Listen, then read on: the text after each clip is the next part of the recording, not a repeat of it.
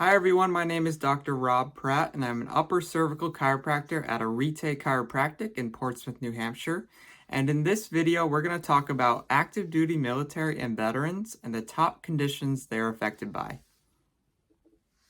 In this video, we're going to talk about four main categories of conditions. The first one being post-traumatic stress disorder or PTSD, then traumatic brain injury and concussion, headaches and migraines, and spinal trauma and pain. And so in these different categories, we're going to review a couple of treatment options that are more mainstream.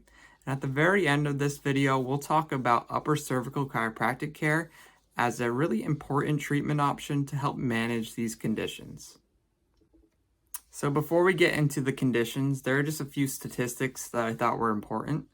So there are currently 1.4 million active duty military and 16.5 million veterans in the United States. And so this is such an important topic because this is such a large population of our country. And then there are almost 50% of military experience one or more injury each year. So if you're in the military, there's a good chance that you're going to be injured. And then 30% of veterans are disabled as a result of their service. The first category of health conditions is post-traumatic stress disorder, or PTSD, an anxiety disorder that develops in reaction to physical injury or severe mental or emotional stress, such as military combat, violent assault, natural disaster, or other life-threatening events. Throughout history, throughout the wars, these have been termed different things, like shell shock or war neurosis, but we're all talking about the same thing, and that is PTSD. There are four main types of symptoms for PTSD. The first is reliving the event, so flashing back to that situation. Then avoiding things that remind you of the event, so removing yourself from society, away from friends, away from family. Having more negative thoughts and feelings than before the event. And then lastly, feeling on edge or keyed up, so always in that fight or flight state. And then something I thought that was interesting is the lifetime prevalence of PTSD among veterans is around 7%, and that is 1 in 14 veterans experiencing this disorder. The common treatments for PTSD are broken up into two categories. Because this disorder has such a mental component, the first is trauma-focused psychotherapy, and that is like cognitive processing therapy, prolonged exposure, eye movement desensitization, and reprocessing. And then there's the medication component, and that is SSRIs, SNRIs, and those are common antidepressants and anxiety medications. The next category of conditions is traumatic brain injury and concussion. Concussion is included in this category because it is in fact a brain injury. Another term for concussion is mild traumatic brain injury, or MTBI. And when people think of how these occur in the military, they think of blast injuries and explosions like IEDs, rocket and mortar shells, and bombs. But more commonly actually are from motor vehicle accidents, falls, and other incidents. There are a wide range of concussion symptoms, but the most common are headaches and head pressure, nausea and vomiting, light and sound sensitivity, dizziness and blurred vision, trouble with concentration and memory. Another common one that people think of is loss of consciousness, but this does not need to occur for there to be a concussion. The treatment for concussions is all based off giving the brain time to heal. And so this is avoiding physical and mental stress, avoiding screen time, and then starting to ease slowly back into your activities. In most concussion cases, symptoms resolve in about 2 to 3 weeks. However, there are certain cases where symptoms can linger on for months to even years. This is then termed post-concussion syndrome. So why is it that some people heal relatively quickly and others deal with these symptoms more long-term? Well, that might be because there is a neck component to a concussion. And so the current research says it takes about 60 Gs of force to concuss the brain, only about 4.5 Gs of force to damage the neck. And so because of that, you cannot sustain a concussion without also getting a neck injury.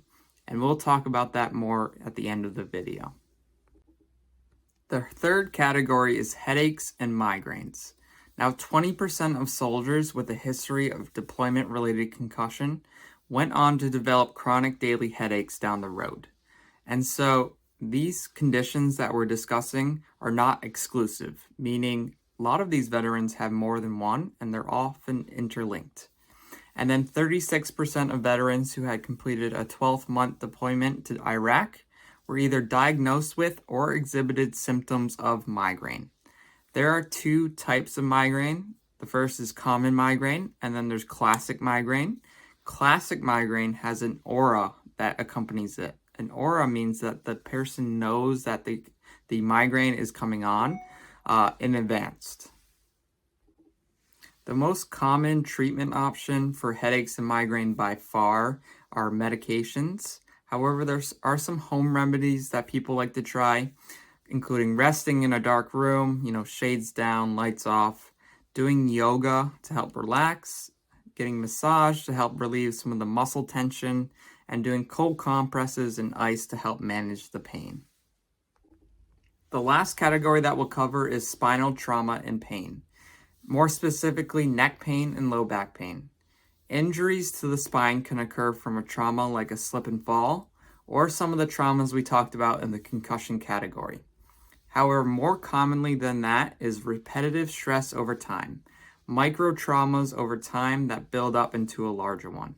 For example, soldiers carry between 60 to 100 pounds of gear, including armor, weapons, and ammunition.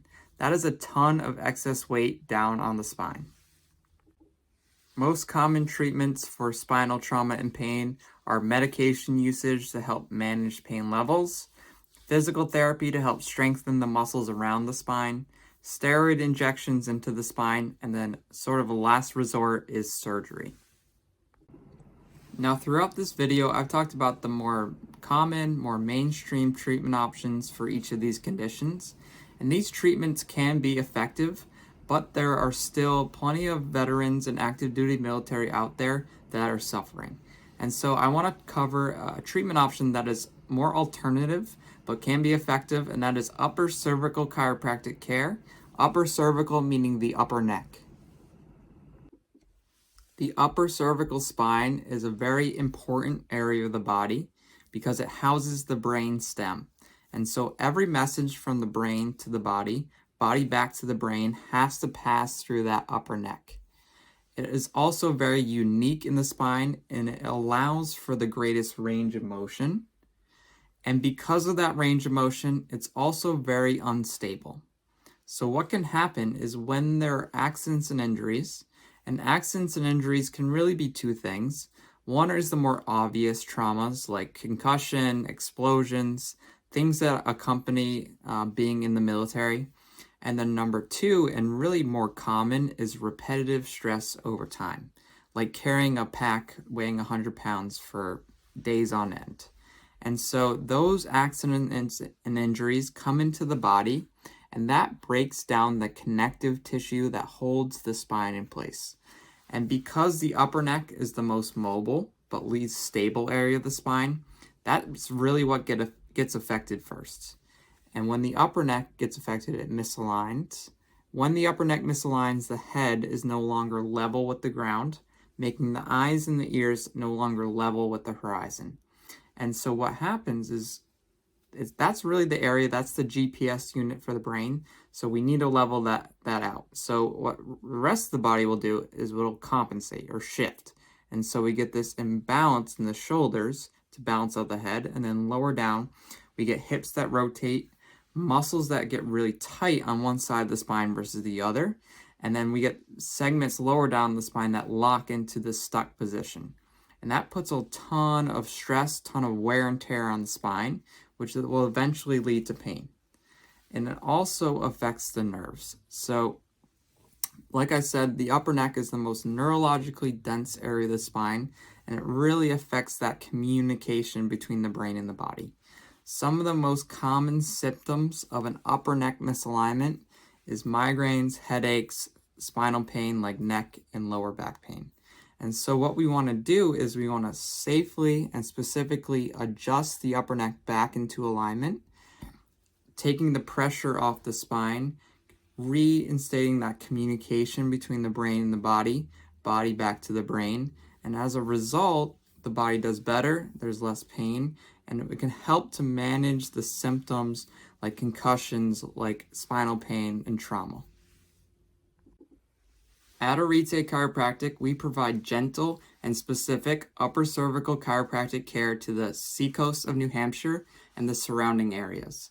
We are also very proud to work with a nonprofit organization called the Cervical Foundation. This is an organization that provides upper cervical chiropractic care to veterans and active duty military at a subsidized or reduced rate, making it affordable to receive this care. And so if you have any questions or if you want to make an appointment to further investigate how we can help, please call the office at 603-380-9184 or visit the Cervical Foundation website at craniocervicalfoundation.org. Thank you.